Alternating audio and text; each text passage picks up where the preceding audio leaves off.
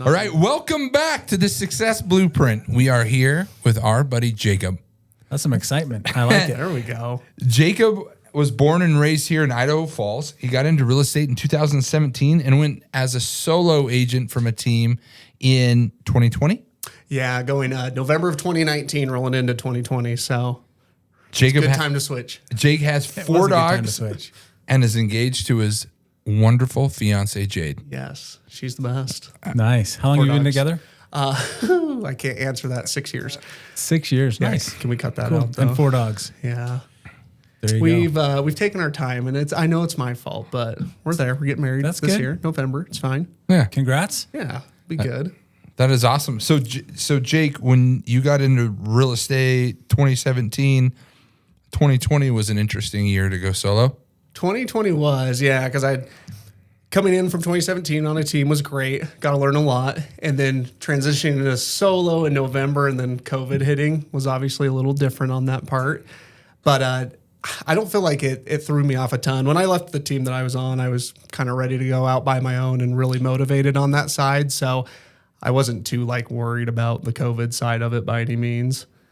Well, and that, I mean, at first, I'm sure at first you were a little bit worried and stressed because no one knew at first. Right. Well, I lived But in then my 3 mom's months basement, in, too. things started, 3 to 4 months in, started blowing up, right? Right. Yeah. Yeah. I mean, there was that phase of okay, are we wearing masks during showings? And then where's all this hand sanitizer going to come from? And then, okay, everybody's fine having their home show and we can do open houses. I know it was a lot different of a market here than it probably was in Southern California. Jason and I ran out of toilet paper.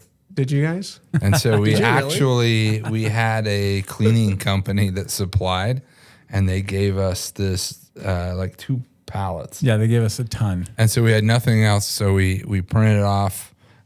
We got your backside, and we were giving out rolls of toilet paper to people. And we, at the time, we thought People we can were buy. marketing geniuses. I look back and That's actually a great idea. that's an interesting time of my life. For those 2 weeks, though, people actually needed it. So it was a good thing. We did have people drop by and be like, hey, you saved me. Jake, what got you into real estate? So I was going to college for just a little bit, and I was reading a lot of books trying to figure out what I wanted to do because I was going to go into business administration like every young entrepreneur wants to. After reading books and learning that I really liked rentals, obviously my mom had been an agent for probably 15 to 20 years at that point. So then it was I really want to get into rentals. My mom does real estate. Maybe I could do real estate, be around real estate more often and really learn how to get into some rental properties at that time. So kind of a connector between all those that got me into it of wanting to just learn how to buy rental properties more so. Right. But which is funny because business wise now it's I almost would say that I prefer to work with your person that's wanting to go out to buy a home versus an investor to a certain extent. Right. Just there's more emotion with a home buyer, which I kind of like more versus the number side of things. It's nice to build that with your past clients. And I think your relationships are just a little better with someone that's buying their first home versus someone selling their 50th rental property. What I've noticed too is the difference, the emotion part of it, because it's do you like this? Do you kind of like it? What is it that you like? Right. And the numbers, there's zero emotion behind it. And so you have to really show them something that is a no-brainer for them to be interested. Yeah. Especially the last 4 or 5 years, right? And so otherwise they're not interested. And then you're oh, would you be interested in this? And they're like, nope. Where a home buyer, you can be like, why? What is it you don't like? Oh, you don't like the red door, or you don't like the blue cabinets, and you can kind of sift through that a little bit more and solve that problem. I agree. Yeah. The rental side's just so hard too with where numbers have been since 2022 with rates, I would say more so. Right. So it's do you want to buy this $850,000 fourplex and lose money every single month with 25% down? No? Okay. Perfect. I can definitely see that. I mean, there's definitely more fun, right? I mean, when you're dealing with somebody who's getting a house they want and they're excited about and they want to get into, Right. It's fun. It's really fun trying to help them navigate that and get them in the right position to buy that. But an investor, you just don't have that same dynamic. No, it's different. And I think for most of us too with our businesses, the relationships we get to develop, not that you can't develop it with an investor, but it just seems like it more so comes from those families that you're helping. And then the amount of referrals that you get on that side too is similar people to you or similar people to your clients that you get to go help again and build a new relationship. So there's just something nice about that, I feel like. Well, and investors, for the most part, I mean, I've had a couple that have been solid, but a lot of them think that you are a secret, and then they don't really want anybody else to work with their secret because you're now going to give them their deals. Same deals, yeah. And so that's where it's also a little trickier.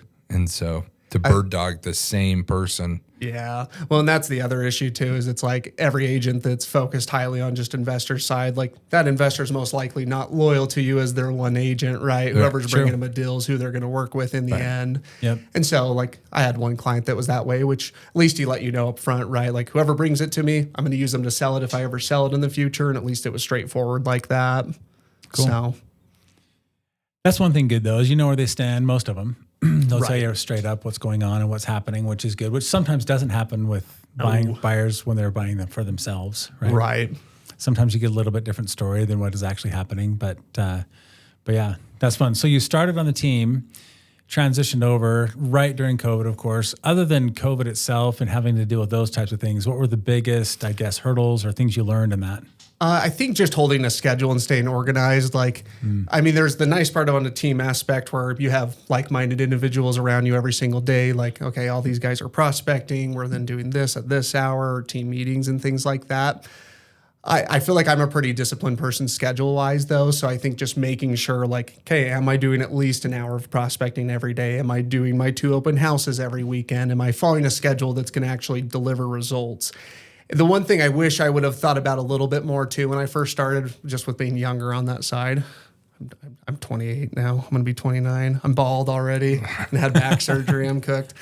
But when I first started, like, it was just weird selling homes when you were 19 and 20 to people because I didn't own a home. I didn't know what I was really doing on that side to that extent, right? I didn't understand everything as much as I do now.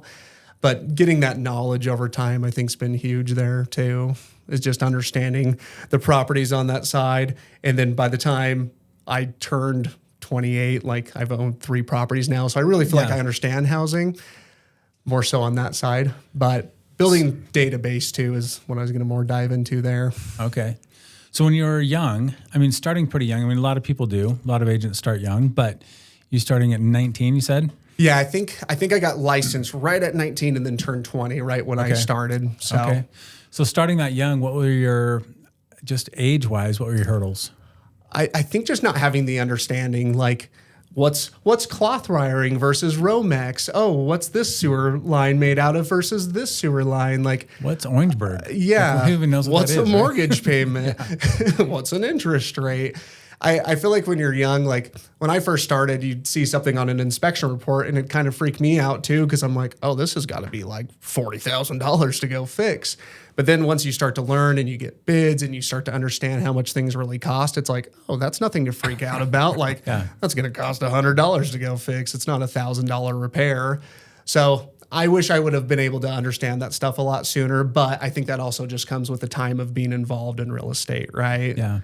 And so one thing that I had to kind of grasp is that homes and property sometimes need money, right? Sometimes you have to feed them money, but sometimes when you feed them money, it comes just at the most worst opportune time ever, right?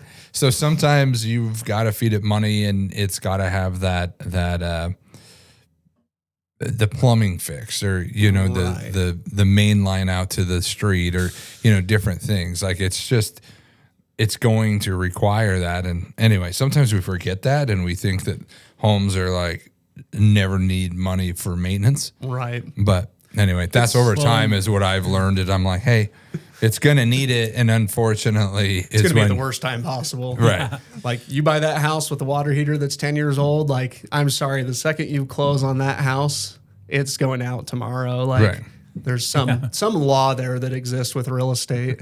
Right. It's true. So, well, if it makes you feel any better, I mean, I was definitely older when I got into real estate. I was in my 40s when I got into real estate first, and I still didn't know any of that. I mean, I knew the homes that I lived in, but I only lived in homes with pretty much gas furnaces and basic, you know, newer homes. And so I knew that stuff pretty well, but all the other stuff I didn't know anything about. And building here is different than, say, in Salt Lake or things like that. And so there's different codes, different things like that. So I wasn't aware I had to go through a little bit of that same process. I mean, I probably had a little bit of an advantage having owned homes and things like that. But as far as the actual homes go, I think every agent has to take that journey themselves because every house is so different. And you didn't even, like, I'd never heard of some of these things that they were using up here. Right. Ceiling cable heat, I didn't never heard of.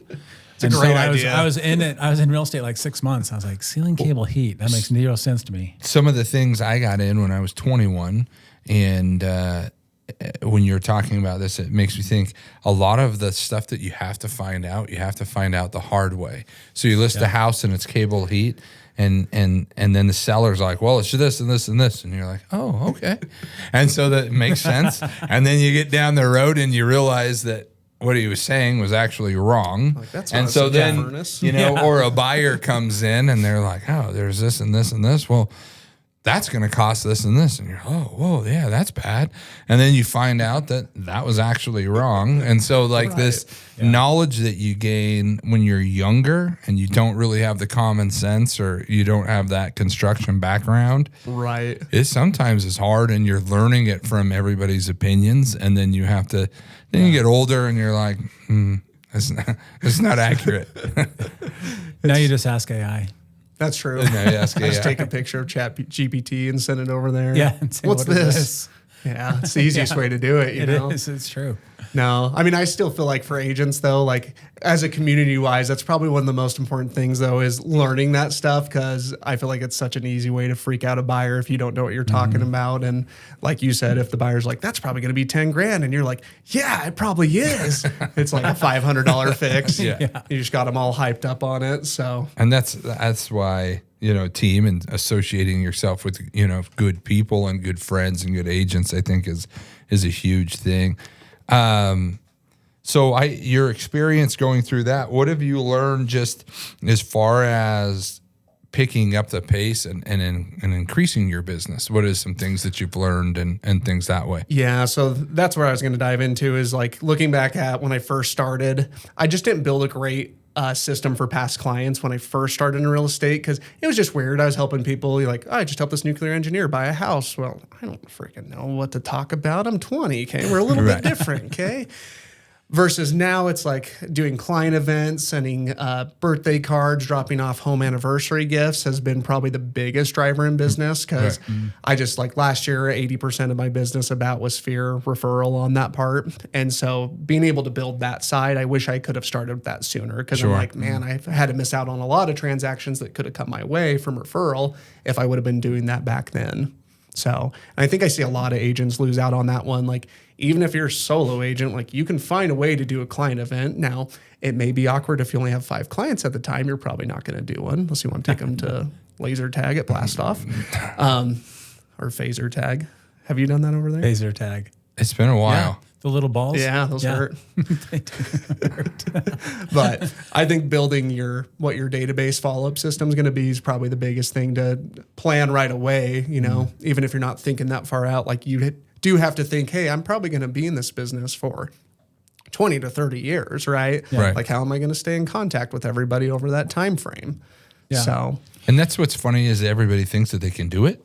But then when you get going and you have a personal life and you have a business life and you have things, you have so many things in orbit that you can't remember a lot of things. Yeah. And so you have to have help and you have to stay in front of it. And then when you can, it just makes everything that much better. It makes it like there's a lot of people who I unintentionally forgot about because I didn't keep track of them. And then you run into them and you're like, like, oh no, I was supposed to, I was supposed to call you back or I was supposed to.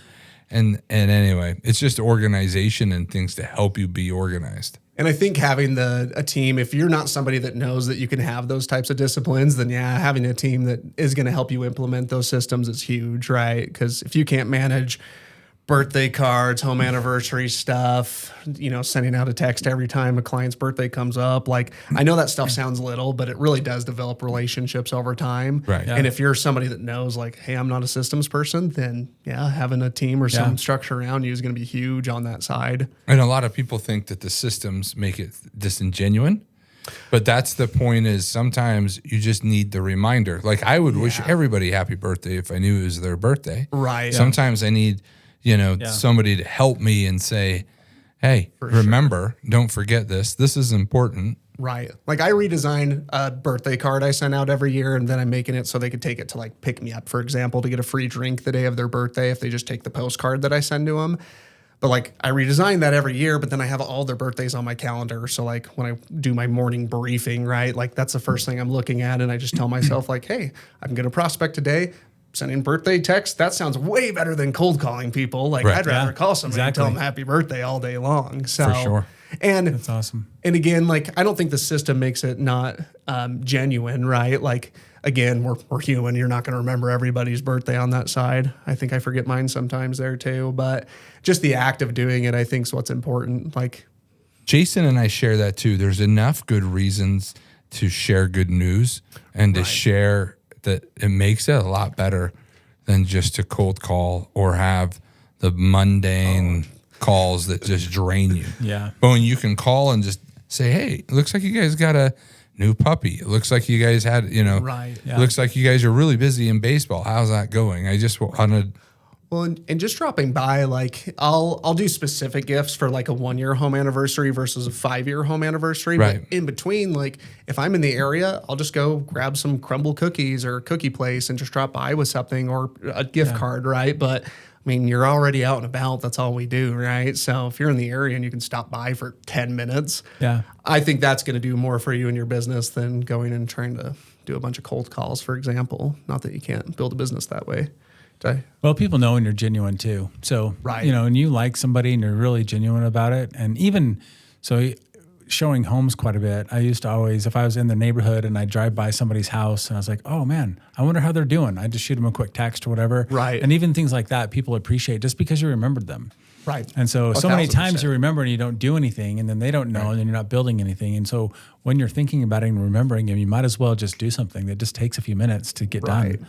Right. And I think that's where you hit it, is we do think of people no all matter the time. what. Yeah. It's just our choice whether or not we want to reach out and just make that phone call, make that text. And I feel like, and not that every agent doesn't feel this way, but you guys genuinely care about your clients. I genuinely care about my clients. Like I want to do that type of stuff. So like it ends up being more fun for you too. Like it's the best form of prospecting you can do. Right. Yeah. So and then when they run into you, it's fun and they're excited to see you. And we don't want them shading their eyes and turning the other way and walking down the other aisle or whatever. We all have some clients we might do that with, right? That's just business. I love it. You gonna name names? No. Okay. No, I'm not. Just kidding. No. So as far as your investing goes, tell me about that. What is it that got you excited about it? What is it that you look for? What is it that you think about?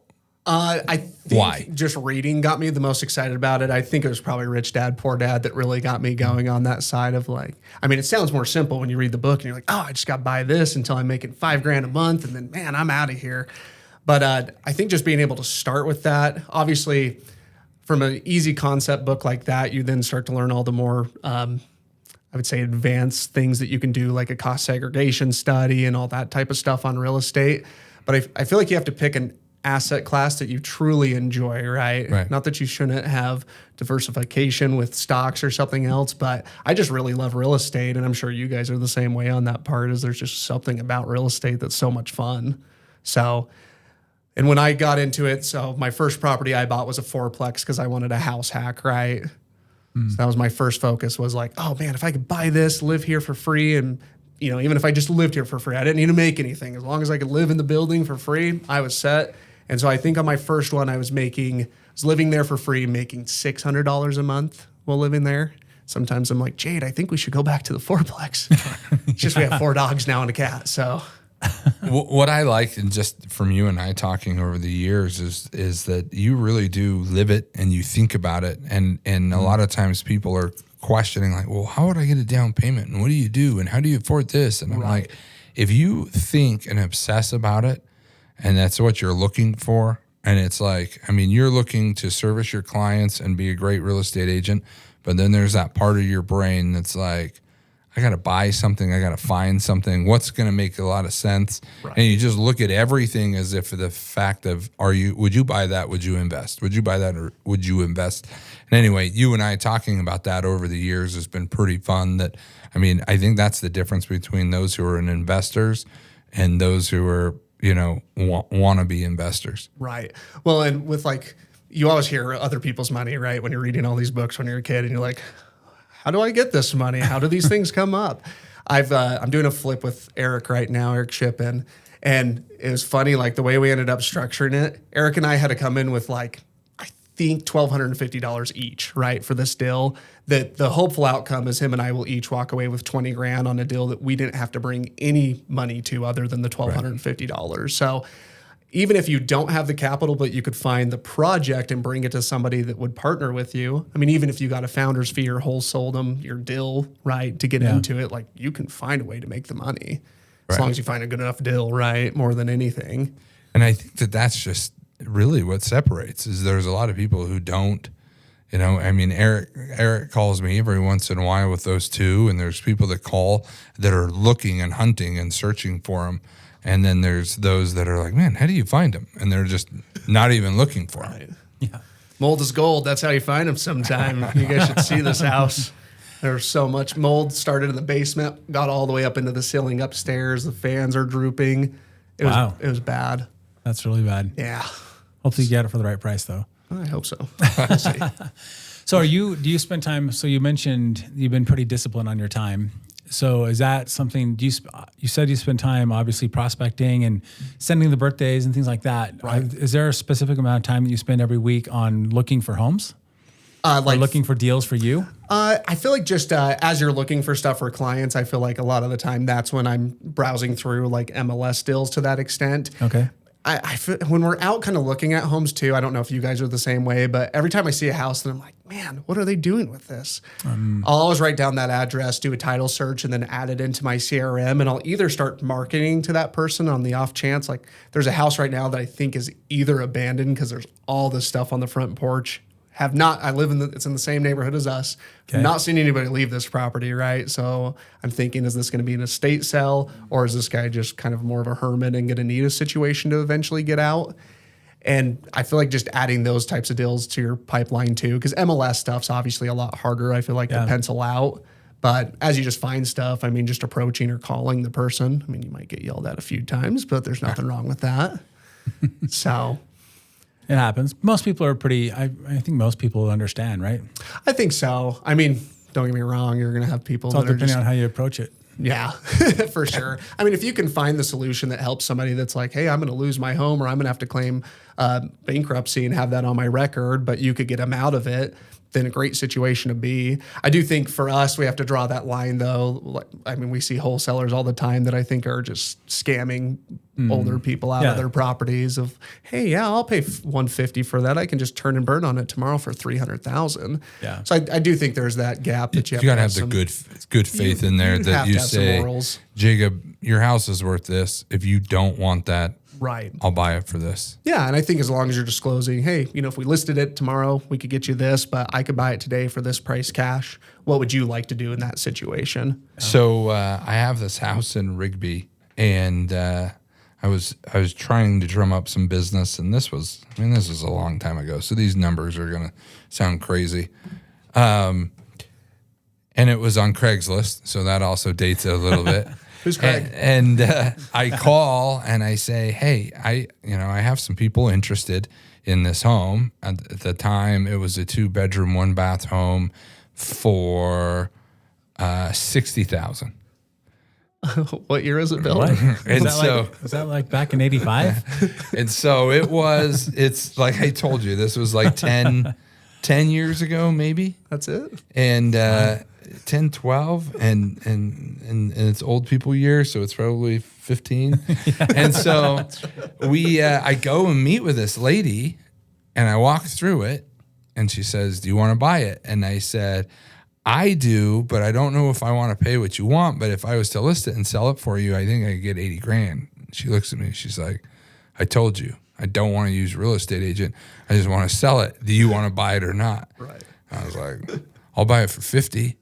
And she's like, when would you close? And I said, I'll close Friday. It's just like, deal.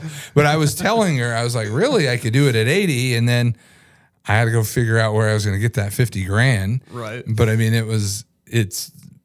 I do feel like you have to be transparent. And I wouldn't want somebody coming to my mom or my dad or my sister and being like, hey, I'll buy your house for 230 grand when they know dang well that it's worth 375. Right. Yeah. And that stuff just sadly happens, but you can't stop it all, right? Right. Yeah. And there's some situations where the money is not a matter. They don't care. I mean, where they just want out of a situation, or they just need to get rid of that property for whatever reason.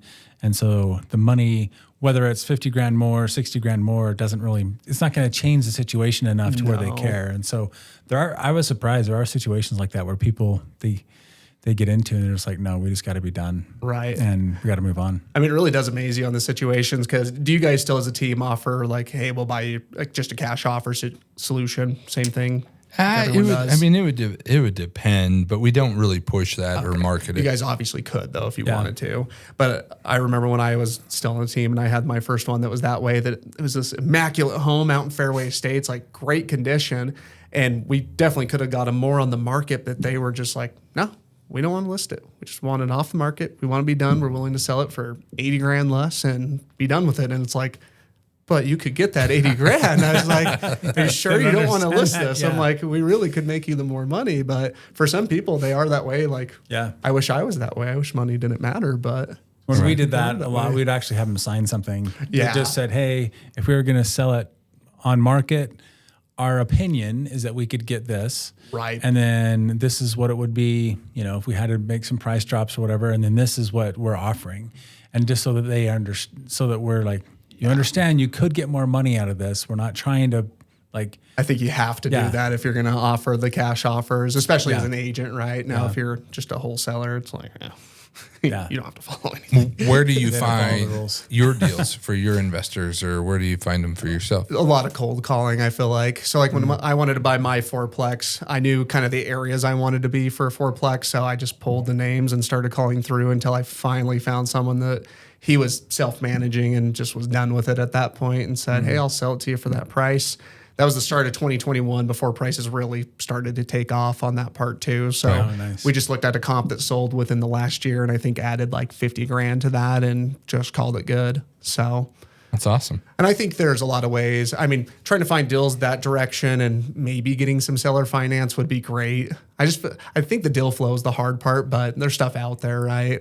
I mean, I can't tell you how many times, like I sold sold 5 multifamily properties last year, and my client came down so much on a 5-plex, and I was like, why? At the very end, I just sat there and was like, I should have just bought this myself at this point. I was kind of disappointed in myself, Right. So I think making sure that any deals that come by, like you really do have to run your numbers. So especially as an agent perspective of being like, hey, we're probably going to save you this much in commissions if we don't have to list it. So if you could sell it to me for this price, or using that as equity in the deal too, right? Mm-hmm. Well, it's an exercise that's going to build you knowledge, right? So you go through it with a client and you get to the point and you're like, I should have bought this, or this would have been a good deal for me. Right. And so you do that enough times, and then when that deal comes up, you know exactly what to jump on. And that's what I tell everyone is, like, if it fits in the box, just pull the trigger on it. Like, don't overthink it. Get it under contract, and then figure out why to talk yourself out of it. Don't say that. That's probably my worst story is, so Stevens Drive, those fourplexes over there. Mm-hmm. I was getting ready to buy my first one, I thought, in like it was probably 18 or going into 19. And this guy had it on for like $400,000 or $500,000. I can't remember exactly, but I was running the numbers on it. And I think the rents were like $750 at the time. They're $1,200 now on that property. And I was just like, nope, the numbers don't work. Oh, they probably absolutely worked. And I was just too scared at the time. Right. So now I'm like, that's probably a $650,000 fourplex, and the rents are all $1,200 to $1,300, and I don't own it. So. And when you can go through, I mean, for me, if it's something that's interesting, if it kind of works, then I'll see if I can make it work. Right. If it kind of works and then it doesn't, I just move on from it. Right. Or if it's something, then as soon as I know, then I just pounce on that. Your point's totally correct, though, is just having a criteria of, hey, if everything's meeting this criteria, like, yes, there's going to be risk no matter what you do, but if it's meeting your criteria, pull the trigger. It's your rules is what I call it. If it matches your rules, do it. Because you're not going to find a better one. So tell me this, what do you, is it just experience where you came up with your rules? I think it's seeing what other people are doing to a certain extent too. So, I mean, I'd like to watch a lot of real estate videos. I would still say with like Chandler Smith, for example, of being able to see kind of what he was putting in place as a criteria was a good one to look at too. Because I think he stays pretty strict with like, if I'm not getting 8 to 10% cash on cash after everything, management fees and everything, I won't buy something. So I feel like copying some people that you know have succeeded obviously is a great path to go on that part if you're not sure where to start. Gary Keller's book that was, what's his long-term rental book called? I'm trying to remember because he's got the one that's Flip. Yeah. Maybe it's just the Millionaire Real Estate Investor is probably what it's called. I think it's just that one. So in that one, he goes into defining just kind of what you were saying is that criteria and comparing it to like, okay, if I go put this money in the stock market, what can I get on that today versus the rental? But that's a big one too. But then you got to take into the tax benefit as well, right? Yep. So, because I feel like you start to learn like on those, have you done a cost segregation before? Mm-hmm. It's crazy how much you can just, with the accelerated depreciation, like you are going to depreciate that property and pay it no matter what in the end. So if you can do it today to save money to then go buy But if you pass it on to your kids, right, then that's a whole different thing. Right. If you're never going to sell. And so that's, I mean, or you can sell and then 1031, you know what I mean? Like you're not going to cheat or outsmart the system, but you can make the rules play into your favor just a little bit. Trying to speed things up, I think. You know, if you can save the money on your taxes today and you know you can go throw that into a new rental tomorrow that's going to make sense. Borrow against it or... Do all those things. Yep. So, because you're going to pay your depreciation no matter what, whether you take it over the 27 and a half years or take it today, right? Yeah. So... But I would just say the criteria side on that part of just following people that have done it before and probably have a better understanding than us sometimes on that side, right? And some things make sense to you and some things don't. Right. Well, and I think that's the big one is the ones that make sense. So as you're running them through, there's just certain things that just are always there, right? They're always correct, that always show up. And so then as you get those, and that's just what you run with. Right. Then those become the best ones, your cash flow, your equity positions, and you can get more picky than that too. Like when I bought my fourplex, I was like, if I'm not willing to live there, like who else is going to want to live there type of situation, right? So, I mean, I know there's people that can get great returns on a property that might not be as nice, but it's like, do you want to own an asset that's not great to a certain extent, right?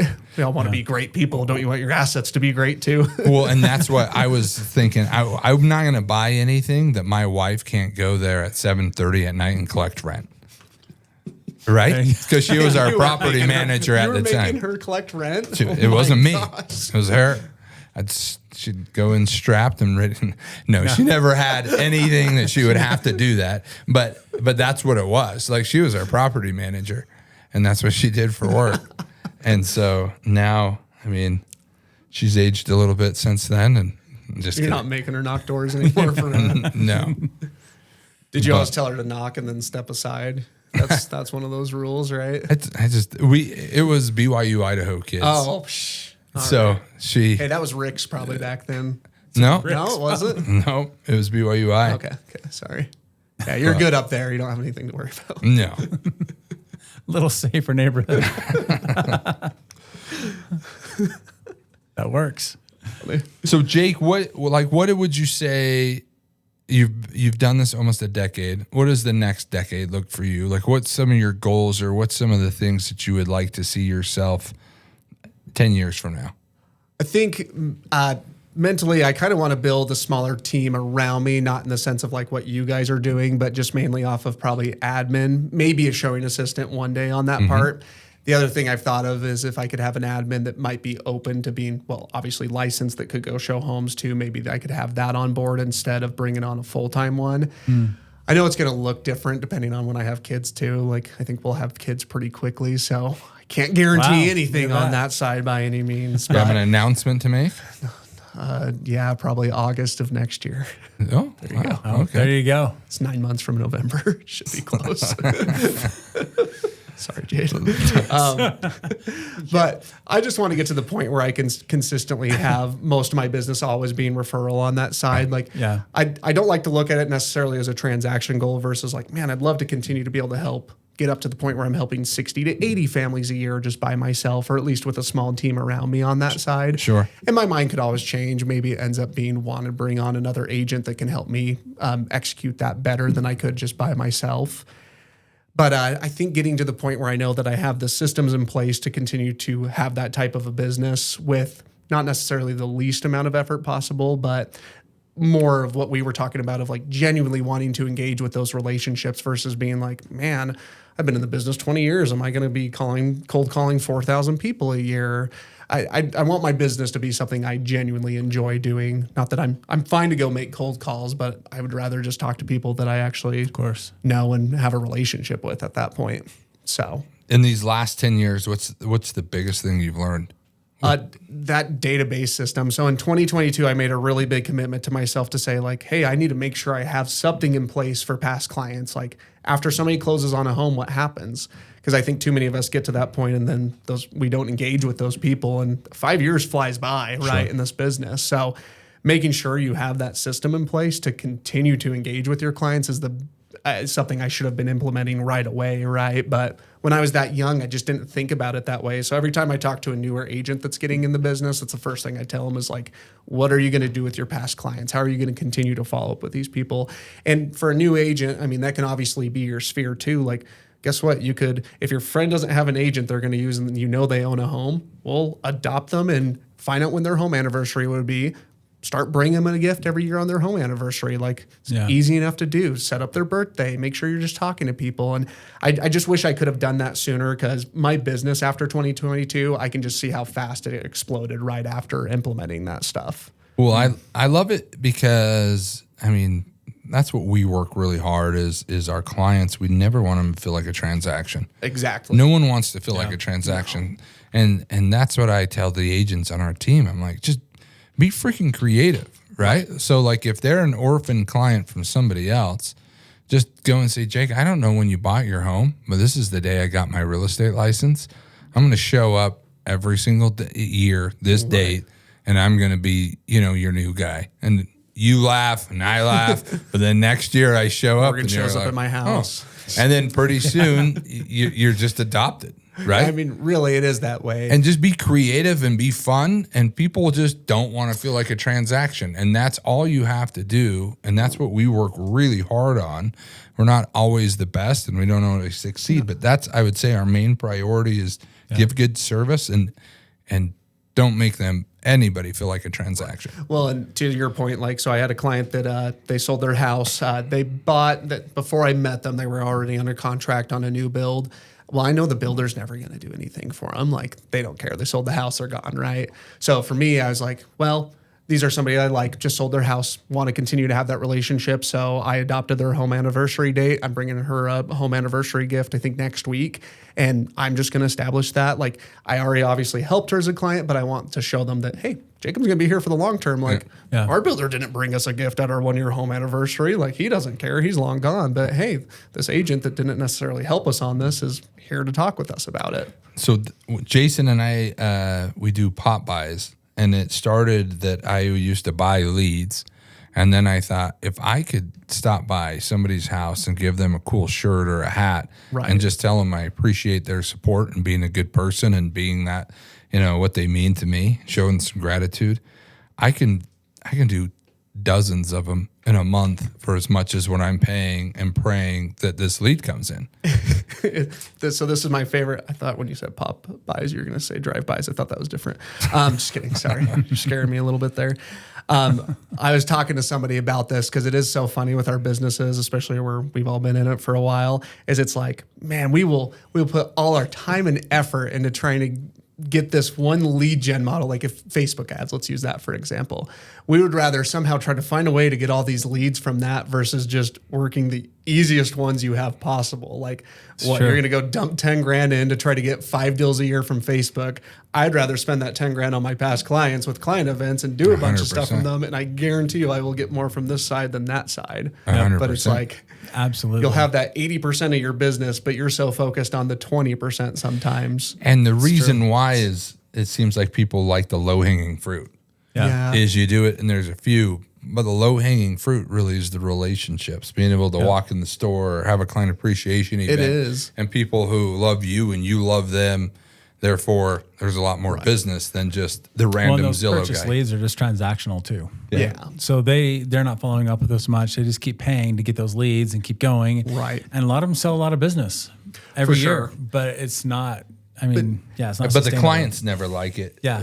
to the full extent because they always feel like a transaction in the end too, right? And I feel like you can get away with that model, but you have to have the past client model or system that you're going to follow, right? Like if you're just spending $10,000 a month on Zillow leads and just writing off closing those, but not like you're spending so much money on people to not follow up with them in the future is just crazy to me. Yeah. Just be a friend. Right. Just be kind. It's so easy, right? Yeah. Well, and I feel like you guys are probably the same way with your business. It's like all the people that my past clients end up referring me to, like we're already pretty similar people. Well, guess what? The people they're are gonna refer you to end up to be pretty similar to them too. And now all of a sudden you got all these people that you are kind of similar to, and it's just a big friend group at that point too. Well, and we talk about this a lot as a team, and I know you feel the same way. And so I truly love referrals. And the reason why is because they show you more grace. Like I know we're going to work our tail off and we're going to do the best we can, but if real estate's not perfect, and so they're going to know, kind of have an idea of who I am. Right. I'm going to have an idea of who they are. And if we can just be on the same team and get it across the finish line versus Joe Schmo from Zillow, and, you know, That's no something allegiance to happens, you, right? you know, it's always this grind and this beef of, you know, and I'd rather work with people who are like me or who I like or who are like my clients than I would rather a stranger who just has zero grace or zero tolerance for what this Right. business can bring. And I feel like from doing just open houses alone, like the people that come in that have a similar personality to me and people that I get along with are the people that usually end up using me as an agent versus this person came in, they clearly don't want to talk to me. Am I really going to put the effort to try to get them to want to use me as their agent if they genuinely don't want to chat with me at all and won't even say hi? Like, no, like that does not sound like a good business because by the time you get under contract, it's not going to be fun for either party. And you're dragging them through the finish line. And that 30 days, you're giving up good business for Right. that one business of people hell. that are grateful for you, right? Yeah. You know, Yeah. it's a big difference on that part and for your peace of mind too for doing this. Like it's a stressful job. So having people that want to work with you always helps out a little bit there too. For sure. Well, For it's sure. it's just a big difference, right? I mean, you go from a paid lead and you're starting from ground zero, right? When it's a referral or something like that, or someone that you've worked with in the past, you already have a basis. You already have a little bit of trust. I mean, they don't trust you fully because they don't know you yet, but because their friends did, they put some trust in you. Right. They give you a little bit of grace, as you mentioned. And so you're not starting from zero. You're starting halfway there already. Right. Which is half the battle. And I think that first half is the hardest half to earn. And so to have to earn it over and over and over and paying 10, 20, 30 grand for Zillow or Realtor.com or those kind of leads every single month, it just doesn't make sense long term, right? No, I have an agent that when they're out of town, they'll send me their Zillow, and so I'll just pay them a referral fee on that type of stuff when they're out of town. But it is funny, like you'll meet some that are similar to you, and you can connect right away. Like I do believe that you can still grow a business off that. But then I had one that was like the guy would only text. It was a Zillow text lead, and I was like, "Hey, that home. It sounds like they already have 2 offers." Well, okay, then let's just not take a look at it. And then he sees it's still active. And I was like, well, it's got a 24-hour first right refusal in place and they still needed to sell a home too. And he's like, well, I'll just get my other agent to go look at it. I was like, okay, it's got a 24-hour first right refusal in place and you still have to sell your home too. And they already have their home on the market. But I'm like, if you have another agent, call your agent then, right? Right. Like versus someone that actually cares and wants to talk to you. Yeah. take that all day long at that point. And that would hear your advice Yeah. or, take that in. Be nice too. That'd be nice too. Yeah, that's nice once in a while. That's Not that we're always right, but I think just the experience, right? Like with any industry. right. I mean, a lot of times we'll ask people if is a little bit of a struggle there. It's like, okay, if I went to their job, whatever it is, it doesn't matter what it is. Right. And ask some specific things about that job. And they told me why wouldn't I believe them? Yeah. They're the ones that have been doing it for 10, 20, 30 years. Right? And that's not true. No, you're wrong. Because I read, I saw online that this is what happens. And When my dad did this job 15 years ago. yeah, exactly. My favorite's when it's like you got a client that wants to put an offer on a house, but oh no, it's not worth that much. Like we're gonna just lowball it. It's like, wait a second, let's look at the market stats. Hold on for 1 second. Yeah. It's like this price range is selling for 99% of asking price, and they have multiple offers. You really think that other one's 60 grand under asking? Because I don't. Like we can still write the offer that way if you want to, but do you want the house? Because if you do, we're probably gonna have to be closer to here. Right. Yeah. So. Yeah. But now we don't know anything. I mean, that is the other thing with agents, though, I will say, is like learning your market stats has got to be something that's a priority too. Like if you're not checking that stuff every day, I feel like you're just not in tune with the market at that point either. Well, and that's what I feel like separates full-time agents and part-time agents is nothing against the part-time agents, but it's hard to stay focused and hard to know exactly where the market's trending and what's going on if you're not looking at the hot sheet Right. 4, 5, 6, 7, 8 times a day. Every time you're on the toilet, if you're not pulling up the hot sheet app on the MLS, you're losing out on valuable Exactly. research, in my opinion. Exactly. And then also your stats. Right. So when that house comes on the market, you're like, that's overpriced. Or, that's a good price. I want to buy it for myself. Right. Yeah. Well, and then saving, you see something come up on the hot sheet in the MLS app, you can favorite it and be like, man, I think that house is going to sell within a week. And you can favorite it, see if you're right on that part. Or, hey, that house is way overpriced. I'm going to save it and just see how long it sits on the market. I mean, I think there's very valuable knowledge that comes with just checking that stuff alone. Well, and then the one that you think is going to sit on the market sometimes then sells fast. And then you're like, okay, now I need to retrain what I'm thinking to make sure that I'm in tune with. Or what is it that had that made it sell faster? Yeah. Right. Did it have something specific or unique to that property? But yeah, I agree with that. I mean, stats are so important. And if you don't know those, and I think that does separate, and I think that maybe that's why maybe we answered our own question. Maybe that's why a lot of people don't necessarily trust agents is because most agents are kind of more of the part-time agents that may not be spending that time finding and researching and knowing those things. And so the last 3 people they've talked to or the last 3 times they bought a house, their agent didn't know those things. And so they just assume you don't either. And I think that becomes a very strong selling point for people that are interviewing you, right? Like I had a client come through, or not a client, but someone come through an open house and was really just showing them like the covenants. They didn't understand that every subdivision potentially has covenants, right? And now they may not have an HOA body to enforce them, but that's something that I knew to tell them. All of a sudden it was, well, do you guys like any other homes? Do you want me to check and see if they have covenants so you guys can read them? Yeah, actually, can you show us a few homes too? And that's the type of stuff adds up. And even the market stats of, somebody walks in your open house and you have them pulled up on an iPad or printed off and be like, yeah, homes in this price range are going this fast. Homes in this price range are sitting for this long or selling for this price. That information really does set you apart if you know how to read it and utilize 100%. it. Absolutely. So, and it really does, you have to think somebody coming through an open house is going through 2 to 4 in a day potentially on that part. What conversations are they having with those agents that you can separate yourself with?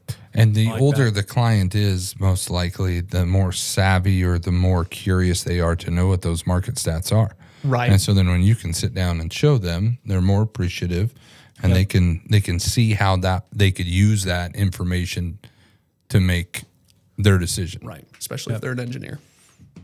Yes. Yes, that's very true. I brought out stat sheets before, and they're like, "Oh, look at it," and then it's like 10 minutes later, it's like, "Okay, you guys are best friends." You're like, "Here we go." It's good though because you have it, you know that you have the knowledge, and some people want it a lot. Other people didn't even want to look at them. They just want you to tell them what does that mean to me. Yeah. And I think that what does it mean to me is important either way, but some are just definitely more. I'd agree. It's probably like 80% don't really want it instantly for the information, but they do want you to know it, right? Exactly. So, exactly. like if we're offering on a home that hasn't done any price drops and it's been on for 40 days, Jacob, what can we realistically come in and offer on this property, right? Sure. Yeah. So, and then I guess like understanding, like, what do you recommend for price adjustments? Are you dropping $5 to $10,000 a week? And if this house has been on for 40 days, like, should they have already dropped at $15,000? And hey, most buyer or sellers are willing to pay closing cost. Can we get this for $10K less and closing? It's potentially not a bad offer, right? Right. So, Cool. depends on the situation. Absolutely. Well, so what is, if someone was getting in, what would be, I guess, the three, maybe it doesn't have to be three, what would be the top things that you would tell somebody to, I guess, the top three things that you would tell them to do, and maybe the top one or two things that you tell them to avoid? Right. I think prospecting, obviously, and determining your schedule for what your prospecting is going to look like and who you know you're going to be reaching out to would be probably the number one thing, right? You got to decide, are you going to cold call? When I was younger, I just didn't like, my mom's a real estate agent. Hey, call all your friends. None of my friends can buy a house. Okay, call your parents' friends. Well, my mom's a real estate agent. I can't call her friends. She'll yell at me. So figuring out who you are going to call if you're going to do open houses, figuring out what system is going to work for you. But I probably wouldn't pick more than 3 pillars if I was just starting tomorrow. I think too many people want to get everything. I want to do expireds, FSBOs, this. And So then you don't go into anything deep, and you don't do anything consistently for a long term. Well, and I was that way with open houses. Was when I first started doing them, oh, these don't work. And I feel like every agent kind of starts with that. But when you have the mentality that, no, this can work, but what am I doing wrong and what can I implement that's going to be better and go deeper, like you said, then you start to see business convert from it. So the prospecting schedule, I think, is going to be number one. And then number two has to just be the database. Like, what are you going to do to continue to follow up with these people over time? Even if you don't have any closings today, like, that stuff, 5 years goes by fast, and you are going to have a database pretty quickly. And even if you have a database that has not sold or bought with you, those are still people you can market to and start to adopt, would be the biggest thing to me. So I'd say probably those two would be my opinion there. And then if you really wanted to get in a third one, just the market knowledge. But sadly, like we said, sometimes that just takes a few years of selling real estate to find out. Stats you can go over right away and start to learn those pretty quickly, but other things you learn over time by doing transactions. Right. Yeah, there's eventually got to rip off the Band-Aid. That's right. Jake, you were, what I like and made me, so roll with me on this question is, with your mom being a real estate agent, and I mean, there's so many of maybe a story that you didn't believe, right? Like you could have easily fell into a lot of those things of, well, my mom's a real estate agent. I'm not going to be able to make it, or I'm not going to be able to do it. What's a story, I guess, that you tell yourself or that you believe that it's helped you make it, that you've been able to have the success? I mean, to be 28 and to have a successful career in real estate, to have some rentals, I mean, that's a pretty cool thing. Right. I feel like it's just the abundancy of it. Like if you look at it that, oh, my mom's in real estate, so that means I can't go sell any business because she's just going to sell all the houses. I don't have anybody to reach out to. Then yeah, you're going to put yourself in a bad spot. I think just knowing that there's going to be people out there that are going to want to work with you. There's going to be people that don't want to work with you, but there's just as many people out there that would want to work with you that don't. And I think you just have to focus on those types of people and growing your business around that.